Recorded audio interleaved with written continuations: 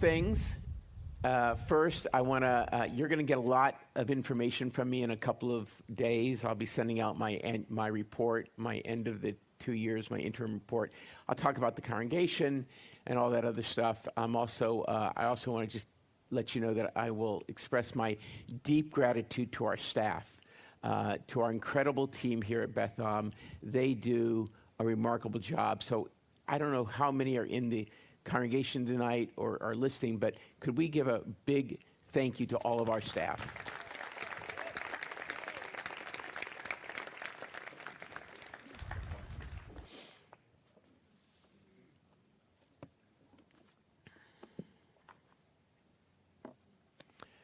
"50 years ago, next week, I began my rabbinic journey when I landed in Israel to start my studies at Hebrew Union College.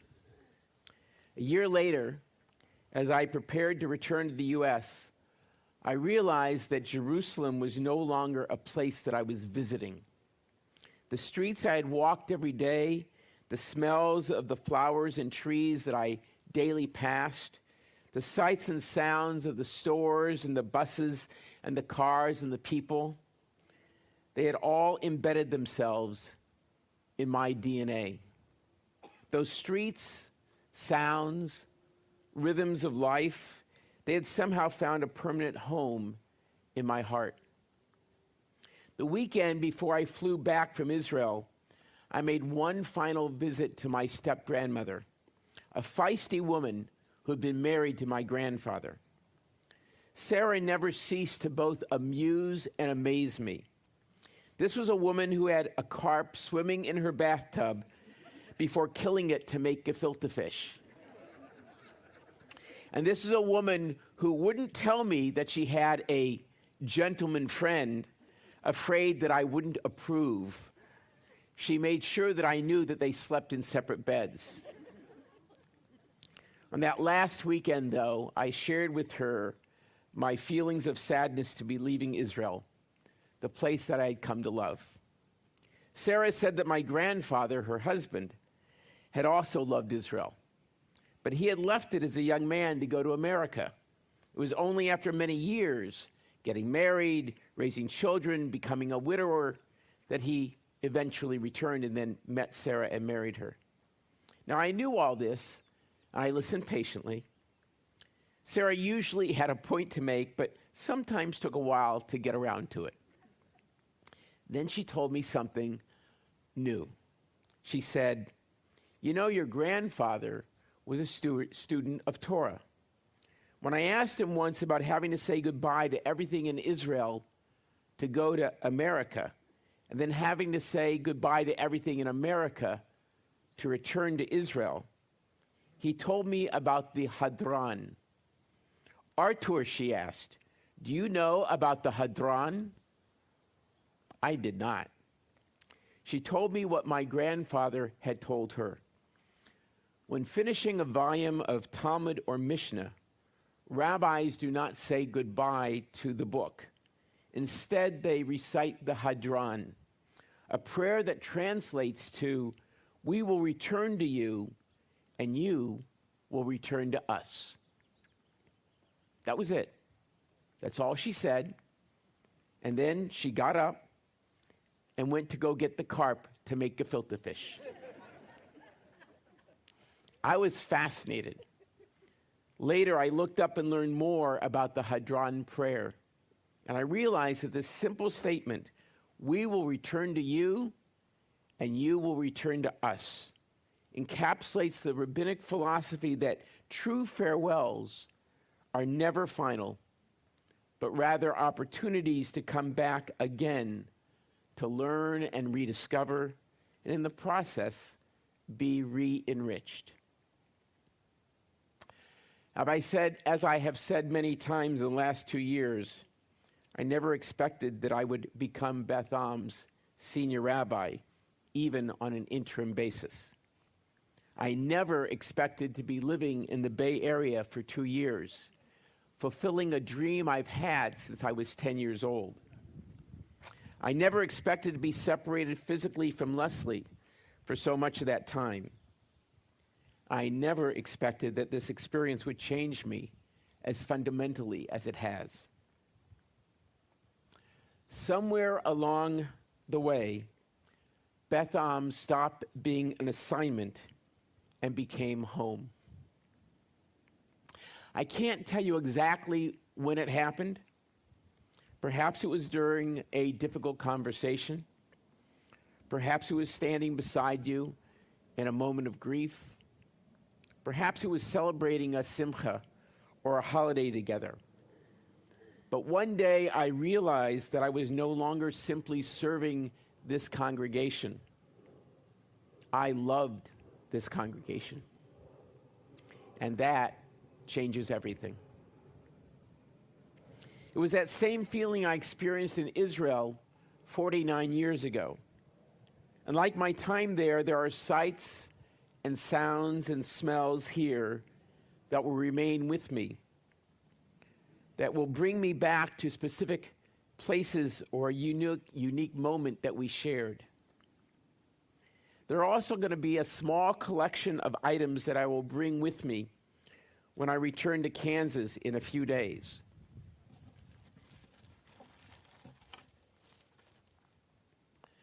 First, I'll take this magnet with me, which I handed out at Kol Nidre 2 years ago.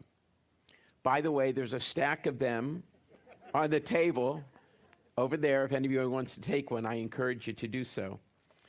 As I said then, the words are ones that I've always tried to hear and heed in moments of conflict. For years, these words sat on my desk, and now they will sit in my home, reminding me how to behave with difficult conversations. I'll also take my stone, which I handed out for Yizkor during that same Yom Kippur.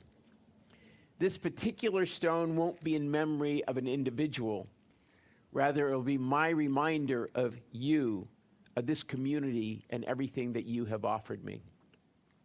And of course, I will continue to wear this bracelet, which we handed out at Rosh Hashanah. It's quote from Micah 6:8. What does God ask of us? To be just, to be kind, to be humble. As you know, is part of Beth Am's mission statement. It's also a part of my personal philosophy. Now, it's my permanent connection to the sacred and special community. My plan is to continue to wear this each and every day going forward, my connection to you. Finally, I will take with me my Beth Am safety vest.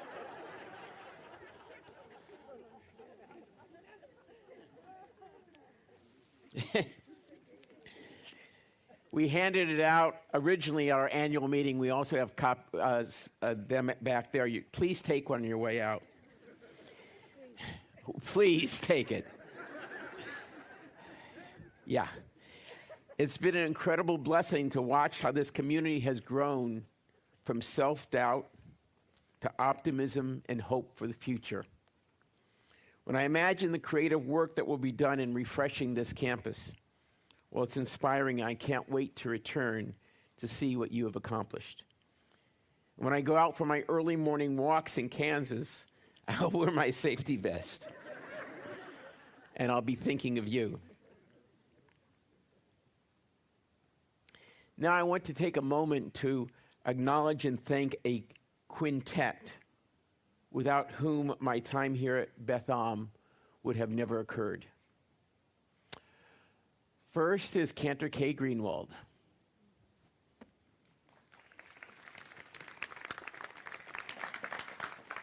She is why I said yes when asked to come to Beth Am.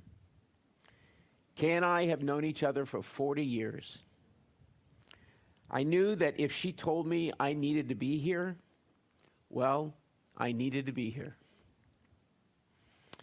Kay, I am so grateful that you and Lee came back home for tonight. It seems so appropriate that we shared the Bima tonight just as you and I did some 40 years ago. I don't know if you would have become a cantor and served Beth Am if I hadn't made that call so many years ago. But I do know that I wouldn't be here if that hadn't happened. And I am so glad that it did. Thank you.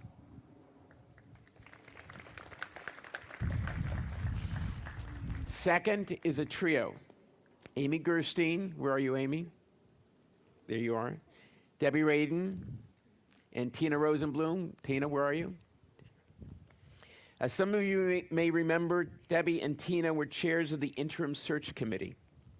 They were the first voices and faces of Beth Am during our interview process.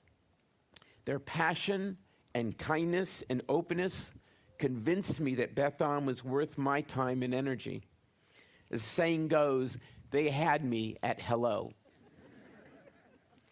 Tina remained a trusted voice during these last 2 years with her background in marketing and branding and communication. Whenever I had a question or needed context, she was there with the right words and a wonderful bowl of ice cream. Amy was president for the first year of my tenure. In addition to the beautiful accolades Rabbi Heath offered her during our annual meeting, I just want to add that rarely have I been privileged to partner with someone who demonstrates so clearly the qualities of extraordinary leadership: strength, compassion, clarity, commitment, along with an unwavering love of and support for our sacred community. And then Debbie Radin stepped in as our next president. And it's been an equal honor to work with her this past year. She has managed our many and varied challenges and opportunities with equanimity and grace, quietly guiding this congregation through these first steps of our campus refresh, our rabbinic transition, and positioning our community for what the next 70 years at Beth Am will look like. I will miss deeply our almost daily conversations. For those of you who may be counting, there's one more individual to acknowledge. That's the love of my life, my spouse, Leslie.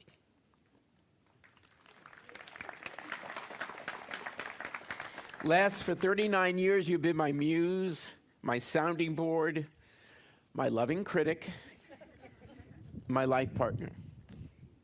You are the person who's made every mile between Kansas and California bearable. And in just a couple of days, I promise to come home. And yes, to garden a little and probably bug you a lot. Like every person who walks through synagogue doors, I arrived at Beth Am 2 years ago carrying my own brokenness. Some of it was fresh, the death of my mom, only months before I came here. Some of it was older, the disappointments and scars that inevitably accumulate over a lifetime and over a rabbinate. What I didn't expect was how much healing I would find here. You welcomed me. You trusted me.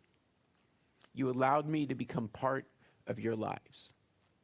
And in so doing, you helped mend part of my spirit that I didn't even realize was wounded. You have been gracious. You have been kind. You've been welcoming. And you've been embracing of the few gifts that I was able to bring to this community. I will be forever grateful for your audacious acceptance of me. Even as I now take leave of you and move into a new role as a fully retired person, so it read as a fully retired husband. That's not what I meant. Fully retired rabbi who is now going to be a full-time husband, father, grandfather, and political advocate. I will carry with me the moments of meaning we have shared these past 2 years together, the memories that filled and healed the recesses of my heart and mind.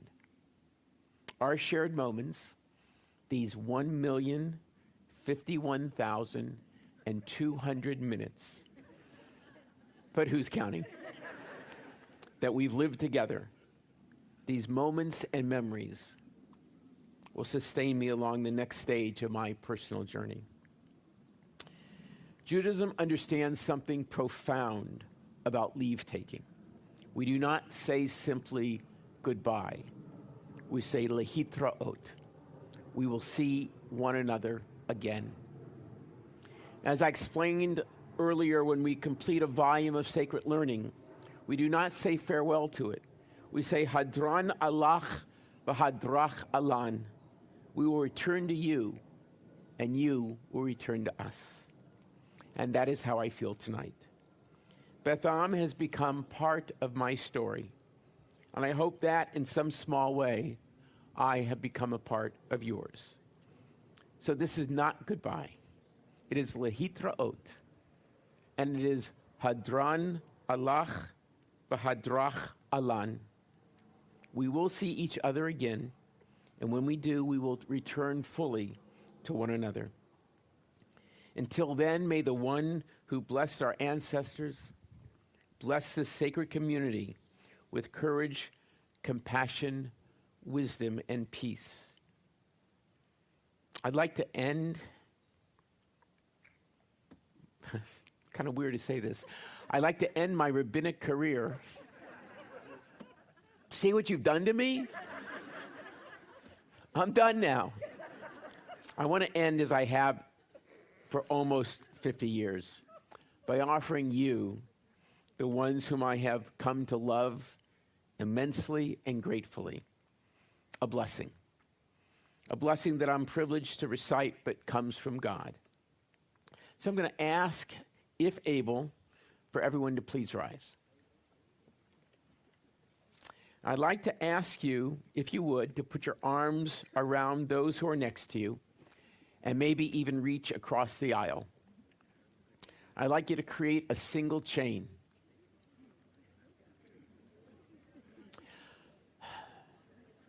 Okay, this is not difficult.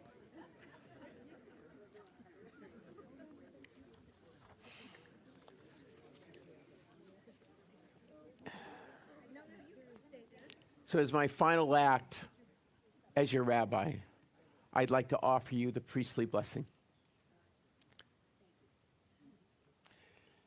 Yevarechecha Adonai v'yishmerecha, may God bless you and may God keep you. Ya'er Adonai panav elecha v'chuneka, may God's face shine upon you and may God be gracious to you. Yisa Adonai panav elecha v'yasem lecha shalom, may God lift up God's face to each and every one of you. May God grant you and all of you a lifetime of health, of happiness, of wholeness, a family of community, of wonderful leadership under Rabbi Heath. But most of all of you, may each of you experience God's most precious blessing, that of shalom, of peace. And together we say, Amen. Thank you. Same to you. Same to you.